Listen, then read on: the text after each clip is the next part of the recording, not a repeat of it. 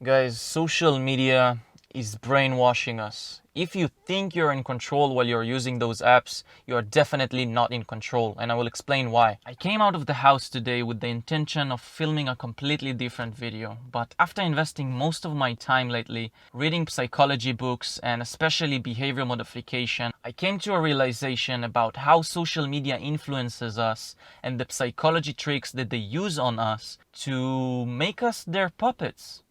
Seriously, make us their puppets. And after I came into this realization, I deleted all of my social media platforms. I deleted my Instagram with 7K followers, my personal Instagram. I deleted my Facebook page with all of my friends and family, and I'm not going to use them ever again. So in this video, I will explain you the psychological trap behind all social media platforms, and you will recognize the pattern that every social media platform has. You will understand their business model and why they attract so many people and why it's so addictive. And I will try to keep this video as short as I can.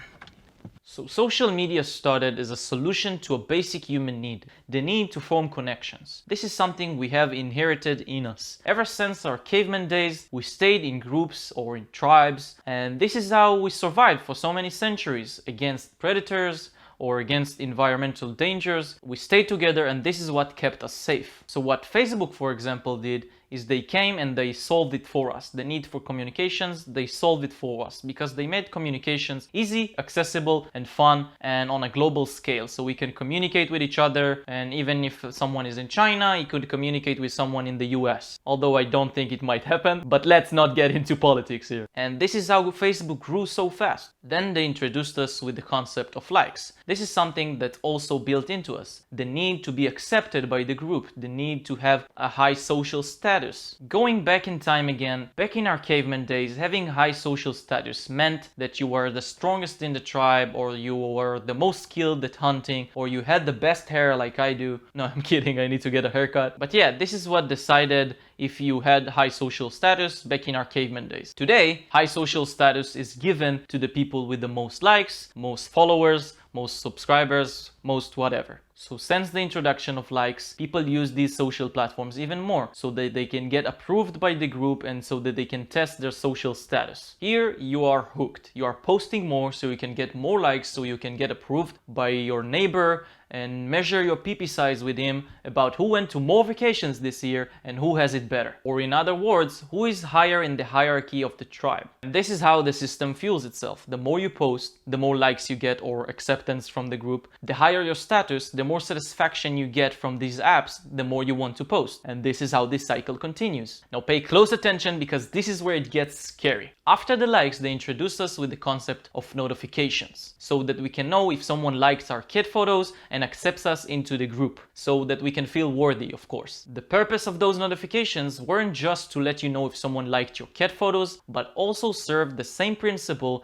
that the bell served in the experiment with Pavlov and the dogs. If you never heard about this experiment, I'm going to explain it briefly in a couple of sentences because I want to make sure this video stays short. So Ivan Pavlov, a psychologist in the 1960s, I believe, conducted an experiment where he tested if he can make dogs associate the sound of a bell with food. Every time he rang the bell, he gave them food. And he did it for multiple times until this pattern was engraved into the dog's head. And it was engraved to their heads so hard that even when he rang the bell and didn't give them food, the dogs salivated because they were anticipating for food. He basically conditioned their brain to respond to the sound of the bell. Sounds familiar? Nowadays, social media conditioned our brain with the same principle. The bell. Notice that every social media has this bell, and every time they ring it, we pick up the phone in anticipation for food, so we can satisfy our deep psychological needs. Now this is where it gets even scarier. After the likes and the notifications, they introduced us with ads. And there is nothing inherently wrong with ads. We are used to ads on newspapers and on TV, but what they introduced with the ads is something that was never done before in human history. They introduced us with artificial intelligence and machine learning so that they can track our data, track our location, track what we like, track where we hang out, track what we engage more on those social media platforms, who we follow, what kind of person we are, so that they can take this data and sell it to advertisers. And those advertisers could make ads that are tailored for us. so that they can increase the chances of us buying. And trust me, I've been in marketing, I know how accurate their machine learning is. So they condition people like puppets or like these dogs in Pavlov's experiment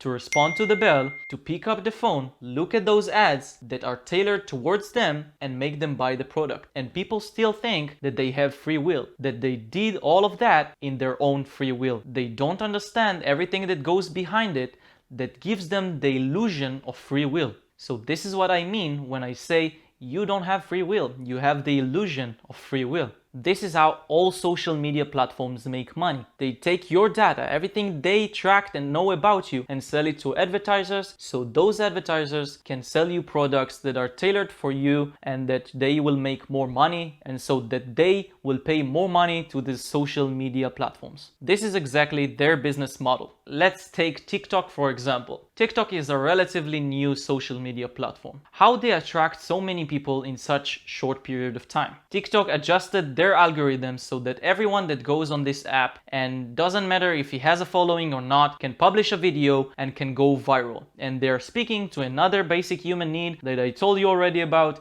the need to have a high social status and to be accepted by the group. This is why so many people were drawn to this app, and this is how TikTok grew so fast. And I'm not sure if they did it or not, because the last time I've been on this app is, I don't know, a week ago when I published a video. I don't consume this app, I just produce and release media to this app to get more followers on this YouTube channel. So last time I've been on this app was a week ago and I didn't see any ads. And I guarantee you that their next step is going to be ads, if they haven't done it already.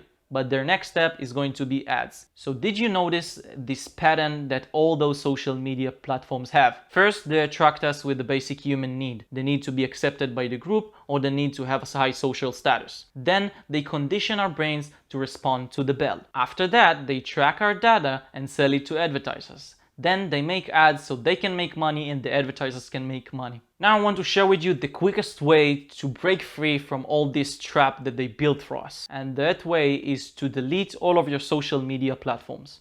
But I know that none of you, or 99% of you, are not going to do that. So what I suggest is you take their bell. Simply take their bell. When you take their bell, you reduce their power over you. So how do you take their bell? It's simple. Go to the settings on your phone and just turn off all notifications from all social media platforms, and also turn off the badges so you won't see this +1 notification on top of the app, because this is also a trigger that they made for us to click on. What I also recommend you do, if you're serious about this, is to have a window of 1 to 2 hours a day where you use social media, and throughout the rest of the day don't use it. I have a window between 6 p.m. to 8 p.m. where I respond to all of my messages, I respond to comments on YouTube, I call my parents, I respond to messages from friends, and then when 8 p.m. arrives, I stop using my phone until the next day on 6 p.m. But if you are not that extreme, don't stop using your phone. I know that there are a lot of business owners, they need their phones, so don't stop using your phones,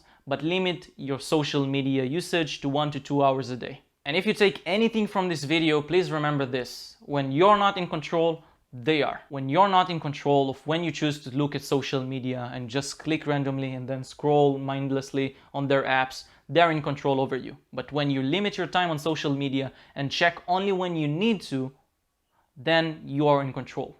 And also another very important thing, don't forget to smash the like button for the YouTube algorithm, because it helps support my channel. You can check the previous video that I made here about phone addiction, where I go more in detail about the chemical reaction in our brains to those social media platforms and how to break free from it. And with that being said, I will see you in the next video.